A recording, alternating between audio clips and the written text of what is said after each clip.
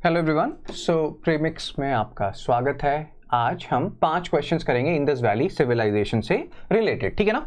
इससे पहले stone age पे हमने क्वेश्चंस करे थे और होपफुली आप लोगों के मार्क्स भी मैंने देखे थे, अच्छे मार्क्स आ रहे थे, ठीक है। प्रैक्टिस करते रहिए और यहाँ पे भी कोशिश कीजिए कि पांचों के पांचों क्वेश्चन जो आईवीसी से आए हैं वो सही हों। प्लस एक क्वेश्चन है जो वर्ल्ड हिस्ट्री में रखा जाता है जनरली, जब हम उस क्वेश्चन को देखते हैं और कहते हैं कि वर्ल्ड हिस्ट्री से भी क्वेश्चंस आ जाते हैं प्रीलिम्स में, उस क्वेश्चन को भी हम आईवीसी के नॉलेज के थ्रू सॉल्व करने की कोशिश करेंगे। देखते हैं सारी बातें। सबसे पहले पीएसआईआर का वर्कशॉप है हमारा और ये वर्कशॉप है 6 को, तो इसको जाके जिनका भी पीएसआईआर ऑप्शनल है वो अटेंड कीजिए और आप हमारे साइट पे जाइए। जूम पे ये सेशन है, कैसे रजिस्टर करना है सब कुछ आपको पता चल जाएगा। 0 रुपये फी है, तो टाइम वेस्ट बिल्कुल भी मत कीजिए। आगे चलते हैं और 5 एमसीक्यूज देखते हैं आईवीसी के और होपफुली आप लोग सारे सही करेंगे। पहला क्वेश्चन, पॉज कर लीजिए वीडियो इससे पहले कि मैं और बोल बच्चन करूं। साइट एसोसिएटेड विथ, तो ये पुराने नाम है दिलमन, मगान, कभी कभी मकान भी बोलते हैं इसको, विथ अ के, सुमेर। अब यहां पे नाम दिया हुआ है कि अभी प्रेजेंटली दिलमन को कहां से एसोसिएट किया जाता है। यहां पे प्रोबेबली लिखा जाता है, प्रोबेबली एसोसिएटेड विथ, क्योंकि थोड़ा बहुत मतलब होता है ना, लोग अभी भी कन्वर्ज नहीं करते हैं, बट मोर और लेस दिलमन कहां से एसोसिएटेड है, मगान कहां से एसोसिएटेड है, सुमेर कहां से एसोसिएटेड है, ये आपको बताना है। होपफुली आपने कर लिया होगा। आंसर है कि दिलमन जो है वो बहरीन से रिलेटेड है और एसोसिएटेड है। बहरीन का जो रीजन है उसको पुराने जमाने में दिलमन कहा जाता था। मगान ओमान, तो ये दोनों तो गलत हो गए। सुमेर जो है वो इराक है। दैट मींस कि सिर्फ एक पेयर करेक्टली मैच्ड है, ओनली वन। मेलुहा जो है उसको हम आईवीसी साइट जो थे हमारे उसके साथ एसोसिएट करते हैं, तो ना ये होपफुली आपका सही हुआ होगा। दिलमन मगान, ये याद रखिएगा। इसका मैंने जब मैं क्लासेस में बताता हूं तो ये बताता हूं कि जैसे दिलमन और मगान याद करना काफी ईजी है। दिलमन, दिल मन, ठीक है ना। डी के बगल में क्या आता है, बी, तो दिलमन इज बहरीन। मगान, एम के बगल में क्या आता है, ओ। अल्फाबेटिकल ऑर्डर्स में हम बात कर रहे हैं, तो एम के पास क्या है, ओ, और डी के पास क्या है, बी। तो दिलमन बहरीन, मगान ओमान, ये आपको थोड़ा सा याद हो जाएगा इस तरीके से। What ever floats your boat dude, ये भी एक तरीका है याद करने का और होपफुली आप ये याद रखेंगे, ठीक है। तो यहाँ पे कुछ नाम दिए हुए हैं, सुमेर, ठीक है ना, दिलमन, मगान। अब यहाँ पे महर्षि, इलम और भी कुछ नाम है, इसको देख लीजिएगा। मेलुहा जो है हमारे लैंड्स को कहा जाता था मोस्ट प्रोबेबली, क्योंकि अगेन यहाँ पे बातें चलती रहती हैं। सेकंड क्वेश्चन पे आते हैं। नौशाड़ो आईवीसी साइट है। इन चारों साइट्स में से वो किसके सबसे नजदीक है। कुंतसी, चान्हुदाड़ो, मेहरगढ़, रहमान धेरी, किसके सबसे नजदीक है नौशाड़ो। तो आंसर क्या है इसका, मेहरगढ़। आई थिंक 15-16 किलोमीटर दूर है। मेहरगढ़ एक अर्ली हड़प्पन साइट था और उसके 15-16 किलोमीटर दूर ये नौशाड़ो बना, जो कि मैच्योर हड़प्पन साइट में आता था। तो ये क्वेश्चन तो आइडियली आई थिंक सबका सही हुआ होगा। तो ये मेहरगढ़ है, अर्ली हड़प्पन साइट में आता है। यहाँ पे one of the earliest evidence मिले हैं व्हीट कल्टीवेशन के, बार्ली कल्टीवेशन के और फिर कॉटन कल्टीवेशन के इंडियन सब कॉन्टिनेंट में। हम बात कर रहे हैं 4000-5000 बीसी की, जब नियोलिथिक पीरियड स्टार्ट हुआ था, और कहा जाता है मेहरगढ़ से स्टार्ट हुआ और बाकी जगह फैला। तो मेहरगढ़ अर्ली हड़प्पन, और फिर देखिए मैच्योर हड़प्पन में इसके एकदम पास में है नौशाड़ो, ये याद रखिएगा, इंपॉर्टेंट साइट है। हिस्ट्री ऑप्शन वाले तो भूलते नहीं है जनरली, फिर लेट हड़प्पन फेज जब डिक्लाइन स्टार्ट हो गया, ठीक है सर। थर्ड क्वेश्चन पे आते हैं और मैं इसी क्वेश्चन की बात कर रहा था। बहुत सारे लोग ना ये पीवाईक्यू है, बहुत सारे लोग इसको ना वर्ल्ड हिस्ट्री से एसोसिएट करके देखते हैं। मैं इसको आईवीसी से भी एसोसिएट करके देखता हूँ। कोशिश कीजिए इस क्वेश्चन को सॉल्व करने की। कह रहे हैं कि which one of the following groups of plants was domesticated in the new world and introduced in the old world, ठीक है। अब यहां पे समझिए इस बात को। अभी हमने क्या बोला कि जो मेहरगढ़ है, और इसीलिए मैंने उसके तुरंत बाद आपको ये क्वेश्चन दिया, मेहरगढ़ जो है वहाँ पे अर्लीस्ट एविडेंस मिले हैं व्हीट, बार्ली और बाद में कॉटन कल्टीवेशन के। हड़प्पन सिविलाइजेशन में कॉटन कल्टीवेशन मिला। तो भैया फिर न्यू वर्ल्ड से ओल्ड वर्ल्ड में कैसे आएंगे। जैसे व्हीट है, ये तो हमारे यहाँ 4000 बीसी से हो रहा है। जो कॉटन कल्टीवेशन है ये भी इंडस वैली सिविलाइजेशन में earliest, one of the earliest evidences मिले हैं। तो ये सारे आप कॉटन वाले जो भी ऑप्शन हैं, व्हीट वाले जो भी ऑप्शन है, वो हटा दोगे तो एक ही आंसर बचेगा, टोबैको, कोको और रबड़। न्यू वर्ल्ड क्या है, जो अमेरिका डिस्कवर हुए थे, नॉर्थ अमेरिका, साउथ अमेरिका और कैरेबियन आइलैंड्स, उसको न्यू वर्ल्ड कहा जाता था। वहां से बहुत सारी चीजें आई, टोबैको, कोको, रबड़, पोटैटो भी। और कहते हैं कि पोटैटो बाद में पुअर मेंस फूड बन गया था और आयरलैंड के लोग इतने ज्यादा इस पे डिपेंडेंट थे कि जब आयरिश पोटैटो फेमीन हुआ, if I am not wrong 1840 के अराउंड, तो कितने सारे लोग, 10 लाख लोग के अराउंड मर गए।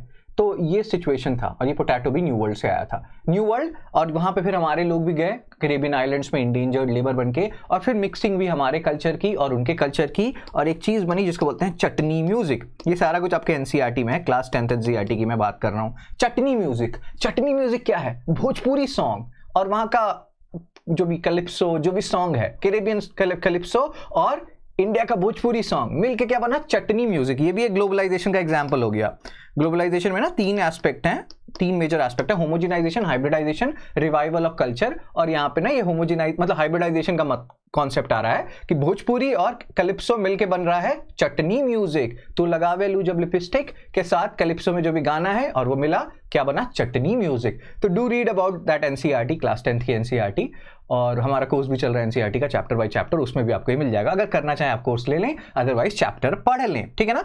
तो आंसर क्या है इसका? ए। और यहाँ पे हमने इसको इंडस वैली सिविलाइजेशन के नॉलेज को यूज करके सो कॉल्ड वर्ल्ड हिस्ट्री का क्वेश्चन सॉल्व किया। कॉटन इंडस वैली सिविलाइजेशन में मिल रहा था, वीट उससे पहले मिल रहा था, बार्ली उससे पहले मिल रहा था, तो ऑब्वियसली हमारे यहाँ के ही मतलब एरिया में पैदा हुए थे, ओल्ड वर्ल्ड में पहले से थे। और न्यू वर्ल्ड में अमेरिका आ गए, नॉर्थ अमेरिका, साउथ अमेरिका और जो कैरेबियन आइलैंड्स हैं, और ओल्ड वर्ल्ड में एशिया, यूरोप, अफ्रीका, ये सारे ओल्ड वर्ल्ड में आते हैं, ठीक है।